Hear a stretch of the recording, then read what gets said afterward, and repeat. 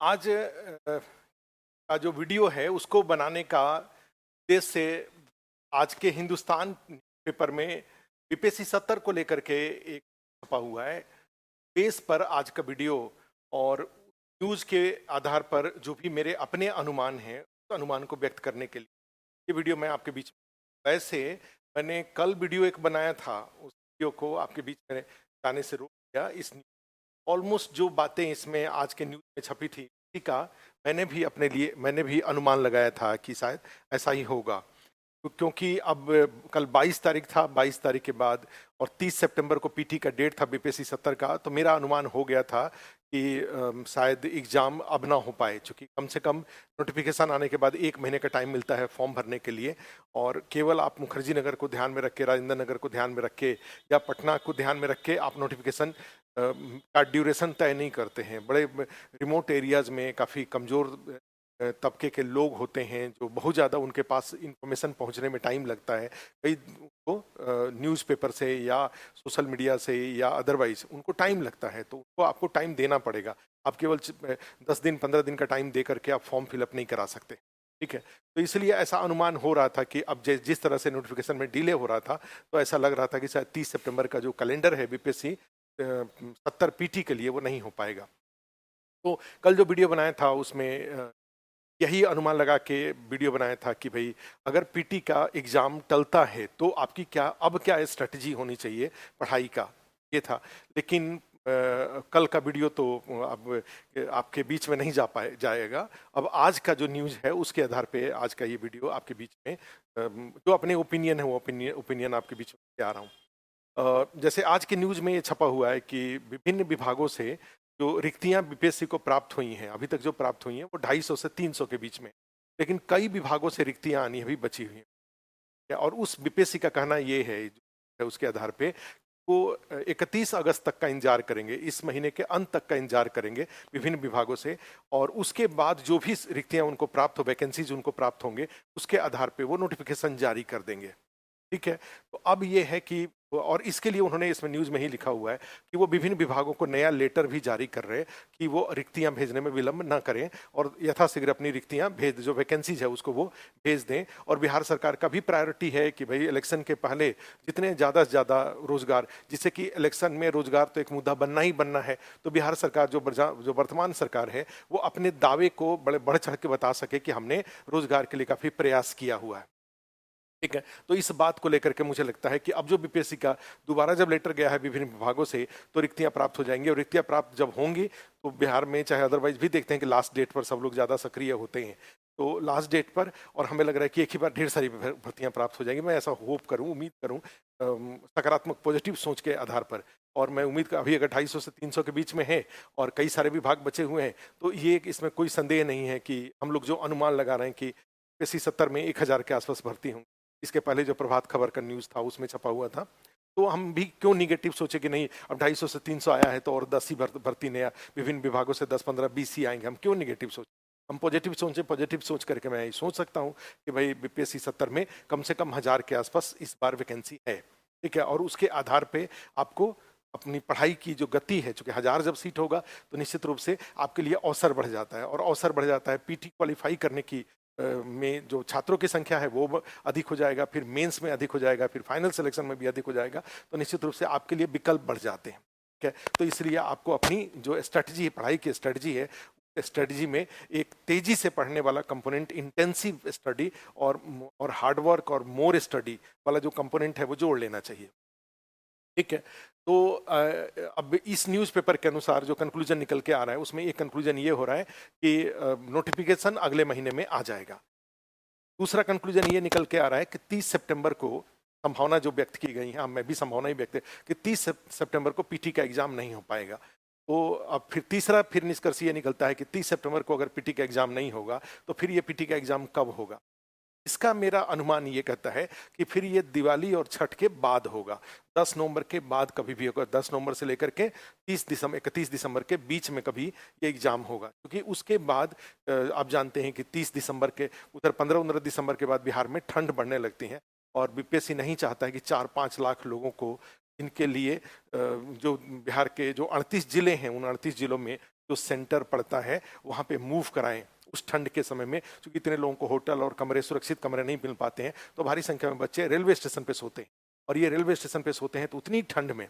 और मैं इसलिए बात बोल रहा हूँ कि बीपीएससी में एक मीटिंग में मैं गया हुआ था, तो इसके पहले के चेयरमैन साहब थे, उनका जो रिटायरमेंट के लिए, रिटायरमेंट के पहले एक वहाँ पे सम्मान समारोह उनका रखा गया था, तो उसमें मुझे भी बोला गया था, तो मैं भी वहाँ पे गया हुआ था। तो उस दौरान जो बीपीएससी के जो टॉप ऑफिशियल्स थे उनसे मैंने एक निवेदन किया था, सर आप बिहार के बड़े पैमाने पर लोग, बच्चे जो होते हैं, या तो बीपीएससी देने वाले जो बच्चे होते हैं जो सरकारी नौकरी में ऑलरेडी हैं, सेंट्रल सेक्रेटरीट में, सेंट्रल गवर्नमेंट में है, या आर्मी में है, या बैंक में है, तरीके से जो पोस्ट पे, अलग अलग पोस्ट पे हैं, वो सब लोगों को आप पूरे, चाहे दिल्ली में बच्चे जो बिहार के जो पढ़ने के लिए आए हुए हैं, ठीक है, चाहे वो आईएएस की तैयारी करने के लिए आए हुए हैं, अब तो काफ़ी संख्या में आस्था आईएएस में बीपीएससी की तैयारी करने के लिए लोग बिहार से दिल्ली आ जाते हैं।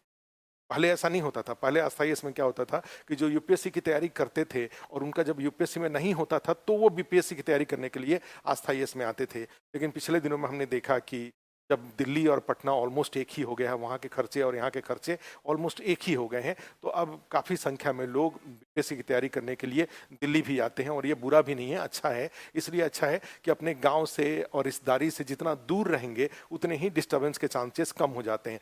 अब आप एकदम नियरेस्ट, जैसे मान लीजिए छपरा में आप रहते हैं, तो हो सकता है कि हर सप्ताह 10 दिन पे गाँव जाएँ, पटना आ जाते हैं तो महीना दिन पे गाँव जाते हैं, और जैसे ही दिल्ली आ जाते हैं तो साल भर पर गाँव जाते हैं। इसी तरह से छपरा में रहते हैं, सिवान में रहते हैं, मोतिहारी में रहते हैं, बेतिया में रहते हैं, आप नालंदा में रहते हैं, सासाराम वगैरह में रहते हैं, आप कहीं जो बिहार शरीफ वगैरह है वहाँ पे रहते हैं, तो उसमें क्या हो जाता है कि आप पता चला कि गांव से कोई बड़े सारे लोग वहाँ पे आते रहते हैं। पटना में संख्या थोड़ी कम हो जाती है। दिल्ली में हो सकता है कि साल 2 साल 3 साल पे कोई आपका नाता रिश्तेदार दिल्ली में आता हो, तो डिस्टर्बेंस के चांसेस यहाँ पे कम रहते हैं, और यहाँ का जो एम्बियंस है वो भी एम्बियंस भी अच्छा है, सिक्योरिटी वगैरह की भी समस्या नहीं है, चाहे बच्चे हो चाहे बच्ची, लड़के लड़की कोई भी हो, सिक्योरिटी की भी कोई समस्या नहीं है। तब इस तरह मैंने उनको यही निवेदन किया था कि आप भारी संख्या में लोगों को जो पटना बुलाते हैं, जो बिहार के अलग अलग जिलों में बुलाते हैं ट्रेन से, हवाई जहाज से, आप क्यों नहीं एक सेंटर दिल्ली में। तो उनका कहना था कि हमने इस तरह की इस बात पे तो आज तक कभी सोचा नहीं है, और थोड़े से व्यवहारिक समस्या इसमें है। फिर मैंने उनको सुझाव भी दिया था, व्यवहारिक समाधान भी बताया था कि सर ऐसी कोई व्यवहारिक समस्या नहीं है, आप केंद्रीय विद्यालय 50 स्कूल हैं दिल्ली में, आप उनसे बात कर सकते हैं। सर्वोदय विद्यालय, दिल्ली सरकार के बड़े सारे स्कूल हैं, आप उनसे बात करके 5-10 जितनी आपको स्कूल चाहिए वो आराम से वो स्कूल दे देंगे, और वहीं के टीचर को आप इन्विजिलेटर बना सकते हैं, और बाकी अदरवाइज एग्जाम कोऑर्डिनेट करने के लिए आपका दिल्ली में 3 कहा जाए कि गेस्ट हाउस हैं, बिहार निवास है, बिहार सदन है, बिहार भवन है, तीनों में सरकारी ऑफिशियल्स बिहार सरकार के कर्मचारी हैं। और भी इसके अलावा बिहार सरकार का यहाँ पे खड़क सिंह मार्ग में एक उनका हैंडलूम वगैरह का जो सेंटर है वो भी है, उसमें भी लोग हैं। तो इस तरह के अधिकारियों को आप यूज कर सकते हैं। कुछ लोग पटना से दिल्ली भी आ सकते हैं, बीपीएससी से लोग आ जाएं या अन्य अधिकारी। अर्थात इसका मीनिंग ये हुआ कि आप अगर 10-15 लोग अगर दिल्ली आ जाएंगे तो आपको 10,000 लोगों को पटना बिहार बुलाने की आवश्यकता नहीं रहेंगे, और एग्जाम दिल्ली में जो एग्जाम सेंटर है वो भी अच्छा है। खैर, उसमें उन्होंने अपनी एक सफाई यही दी थी कि भाई हम ऐसा कोशिश करते हैं कि जाड़े में एग्जाम न लें, जिससे कि बड़े भारी संख्या में लोगों को स्टेशन पे सोने की जरूरत ना पड़े। तो इस आधार पे मेरा ये अनुमान है कि 10 नवंबर से लेकर के 31 दिसंबर के बीच में कभी वो, और 10 नवंबर के जस्ट बाद ही हो सकता है कि वो एग्जाम ले लें। कि अगर पूरा सितंबर आपको फॉर्म भरने का टाइम देते हैं तो अक्टूबर में वो एडमिट कार्ड प्रिपेयर करेंगे, और उसके बाद नवंबर 10 नवंबर के बाद वो कभी भी एग्जाम ले सकते हैं। 15-17 माने हो, उसके बाद जो भी संडे होगा उस संडे को एग्जाम, 10 नवंबर के बाद जो भी संडे होगा उस पर वो एग्जाम ले सकते हैं। ठीक है, इतनी बात है। अब है कि मान लीजिए डेट अगर बढ़ता है, तो डेट बढ़ता है तो निश्चित रूप से 2 तरह के लोग हैं। एक लोग ऐसे हैं जिनकी तैयारी ठीक है, जो पीटी का भी वो बिल्कुल तैयार हैं, कोई भी टेस्ट पेपर करते हैं तो उनका 100+ सही होता है। एक दूसरे कैटेगरी के लोग हैं जो टेस्ट पेपर जब करते हैं तो उनका कम सही होता है। मान लो पिछली बार 91 का टप गया था जनरल कैटेगरी का, तो उससे कम सही होता है। कम सही होता है तो निश्चित रूप से उनके लिए डेट बढ़ना एक पॉजिटिव, उनको और मौका मिलेगा अपनी कमी को दूर करके, और फिर इस अवसर का लाभ लेकर के जो वैकेंसी जा रहे हैं उसमें अपने लिए एक पद सिक्योर सुरक्षित करने के लिए। ध्यान रखिए, पीटी के साथ सबसे बड़ी बात है कि उसको पास करने से, ठीक है, सिर्फ मेंस की एलिजिबिलिटी तय होती है, कोई नौकरी नहीं मिलता है। लेकिन अगर पास करते हैं तो केवल मेंस का एलिजिबिलिटी होता है, लेकिन नहीं होता, अगर फेल हो जाते हैं, नहीं होता है, तो बड़ा नुकसान होता है, पूरा चांस, अवसर खत्म हो जाता है, बीपीएससी 70 0 हो जाता है। ठीक है, तो इसीलिए पीटी को लेकर के कोई जोखिम नहीं लेना चाहिए। उसके लिए जो भी आपका अभी तक का स्टडी मटेरियल है उसको बार बार पढ़ना, क्वेश्चन प्रैक्टिस करना, उसमें जो अपनी कमी दिखती है उस कमी को दूर करते रहना, कंटिन्यूअस दूर करते रहना, ये सब प्रयास करते रहने चाहिए। अब कैसे तैयारी, क्या तैयारी करना चाहिए, इसका स्ट्रेटजी मैं पहले से बता चुका हूँ। आस्था इसके यूट्यूब पे कई सारे वीडियो पड़े हुए हैं, आप उससे देख सकते हैं।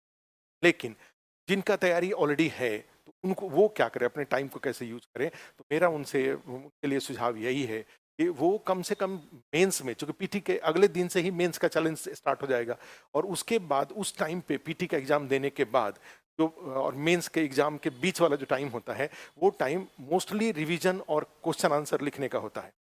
आप रिवीजन करिए, जो आपके पास स्टडी मटेरियल है, जो मेंस आपने पढ़ा हुआ है उसका रिवीजन करिए, और रिवीजन करके क्वेश्चन आंसर लिखने का प्रैक्टिस करिए। आइडियली यही सही स्ट्रेटजी है। लेकिन कई बार लोग केवल पीटी पढ़ते रह जाते हैं, और पीटी पढ़ के जो एग्जाम देंगे उसके अगले दिन अब से मेंस की तैयारी शुरू करेंगे, और मेंस की तैयारी फिर वहां पे प्रिपरेशन, रिवीजन और क्वेश्चन आंसर लिखना, उनको 3 काम करने पड़ते हैं। वो तो जाता है वहां पर भी, चूंकि बीपीएससी का सिलेबस इतना बड़ा नहीं है, ठीक है, लेकिन फिर भी थोड़े टफ हो जाते हैं कि प्रिपरेशन, रिवीजन और क्वेश्चन आंसर लिखना, तीनों काम। और एक कैंडिडेट है जिनका प्रिपरेशन पहले हो चुका है, के पास सारे 7 सेक्शन जो जीएस के हैं, जीएस पेपर 1, जीएस पेपर 2, सातों का कॉपी उनका रेडी है। ऐसे के जो 3 कॉपी है, section A, section B, section C का, उसका भी कॉपी उनका रेडी है। तो फिर उनके लिए रिवीजन करके और हर संडे के संडे क्वेश्चन आंसर लिखने वाला काम उनके पास रह जाता है। तो उनको अपने वो मेंस के जो चैलेंजेस हैं उसको सॉल्व करने में ज़्यादा कंफर्टेबल होते हैं। लेकिन जिनका मेंस नहीं तैयार होता है फिर उनको अधिक टाइम देना पड़ेगा, अधिक इंटेंसिटी के साथ उनको पढ़ना पड़ेगा, और पढ़ करके वो भी निश्चित रूप से जो बीपीएससी जो मेंस के चैलेंजेस हैं, जीएस पेपर 1, जीएस पेपर 2 और ऐसे उसको हल कर सकते हैं। लेकिन अदरवाइज अगर पीटी में पूरे अभी के टाइम पे अगर मान लीजिए 2.5-3 महीना अगर मान लेता हूँ, अगर 10 नवंबर के बाद मानूँ तो अभी आज 23 अगस्त है, 23 अगस्त के बाद 10 दिन इधर है, और फिर उसके बाद सितंबर, अक्टूबर और नवंबर, ऑलमोस्ट 3 महीने का टाइम है। 3 महीने के टाइम में अगर आप पूरे 12 घंटे पीटी पर नहीं देना चाहते हैं तो मेरा सुझाव ये है, तो कम एस्से का तैयारी आप जरूर कर लीजिए। 8 घंटे अगर पीटी पे देते हैं तो 4 घंटे एस्से के ऊपर दे करके एस्से को अपने कंफर्टेबल जोन में ले आइए, जिससे कि पीटी के एग्जाम के बाद एस्से आपके लिए कोई चैलेंज ना रहे, ठीक है। या फिर जीएस पेपर 2 की बात करें तो जीएस पेपर 2 में कोई 1-2 सेक्शन का हुआ, पॉलिटी का हुआ या इकोनॉमी का हुआ या साइंस टेक्नोलॉजी का हुआ, इसको आप कर लीजिए। या फिर डेटा इंटरप्रिटेशन अगर आपका कमजोर है तो आप उसको कर लीजिए। यानी जब डेट बढ़ रहा है, अगर डेट बढ़ता है तो अपने मेंस का कोई ना कोई सेक्शन जरूर कंप्लीट कर लीजिए अच्छे से, मेनली ऐसे कर लीजिए। अदरवाइज ऐसे अगर ऐसे आपका तैयार है तो फिर जीएस पेपर 2 में इकोनॉमी का सेक्शन है, या जो जो पॉलिटी का सेक्शन है, या साइंस टेक्नोलॉजी का सेक्शन है, या उधर जीएस पेपर 1 में डेटा इंटरप्रिटेशन का टॉपिक है, उसको अच्छा कर लीजिए, जिससे पीटी के एग्जाम के बाद आपके चैलेंजेस थोड़े कम रहें, और रिवीजन करके क्वेश्चन आंसर लिखने में एक्सपेरिमेंट, आप ज़्यादा से ज़्यादा एक्सपेरिमेंट कर सकें आंसर लिखने, ठीक है। तो ये जो आज का न्यूज़ है, तो न्यूज़ के आधार पे तो मेरा प्रेडिक्शन अब यही कहता है कि हजार के आसपास की सीट होंगे। दूसरा जो प्रेडिक्शन ये कहता है कि शायद 30 सितंबर को एग्ज़ाम ना हो पाए, और तीसरा मेरा प्रेडिक्शन ये कहता है कि जो एग्ज़ाम पीटी का एग्ज़ाम होगा वो 10 नवंबर के बाद होगा। और चौथा मेरा सुझाव ये आपके लिए ये कहता है, आप अपना मेंस का कोई ना कोई सेक्शन, 1 सेक्शन, 2 सेक्शन जरूर कर लीजिए, जिससे कि पीटी के एग्जाम के बाद आपके चैलेंजेस कम रहे, ठीक है। तो ये जो मेरा अनुमान है वो सही साबित हो। 2 लोग कोई लिख देते हैं कि मेरा अनुमान गलत होता है, ऐसा नहीं है, मेरा अनुमान गलत नहीं होता है। मेरा अनुमान जब सब बड़े पैमाने पे अनुमान गलत होता है तो ही गलत होता है। अदरवाइज हम हमेशा बीपीएससी, अस्थाई केवल बीपीएससी के लिए समर्पित हैं, और हम यहाँ पे जो कुछ भी अस्थाई इसमें काम करते हैं सब बीपीएससी के लिए करते हैं। तो हम अपने इंटेलिजेंस और एक्सपीरियंस के बेस पे जब मास लेवल पे जब गलत हो जाता है तो हम निश्चित रूप से हमारा भी गलत होगा, लेकिन जब मास लेवल पे गलत नहीं होता है फिर वहाँ पे हमारा प्रेडिक्शन भी ठीक ही होता है। आप उसके अनुसार, या फिर अगर आपको लगता है आप इतने मैच्योर हैं कि हमारा प्रेडिक्शन के लिए सुटेबल नहीं है, तो आप अपने प्रेडिक्शन के अनुसार चलिए। दूसरे बड़े सारे एक्सपर्ट्स हैं, उनके एडवाइस के अकॉर्डिंग हमारे जो भाव है, अगर लगता है कि सही है तो अकॉर्डिंग उसको फॉलो करिए। अदरवाइज तो हर आदमी का सोशल मीडिया चैनल है, सोशल मीडिया चैनल में आप अपने पसंद और नापसंद के लिए बिल्कुल स्वतंत्र हैं, ठीक है। जिसको पसंद है वो आस्था इसका यूट्यूब चैनल को फॉलो करे, जिसका नहीं है वो फॉलो ना करे, ठीक है। लेकिन सुझाव यही है कि पसंद करिए। पूरे बीपीएससी की तैयारी कराने के मामले में हम ही एकमात्र ऐसी संस्था है जो केवल और केवल बीपीएससी की तैयारी कराते हैं। हम केवल कोई यूपीएससी की तैयारी नहीं कराते, हम कोई अन्य बिहार के ही किसी अन्य एग्जाम की कोई तैयारी नहीं कराते, केवल बीपीएससी की तैयारी कराते हैं। ठीक है, थैंक यू। आज की वीडियो में इतना ही, फिर कोई नया वीडियो लेकर के आएंगे जो आपके जो बीपीएससी के द्वारा जो भी नया कुछ डिक्लेरेशन आता है लेकर के नया वीडियो लेकर। Thank you.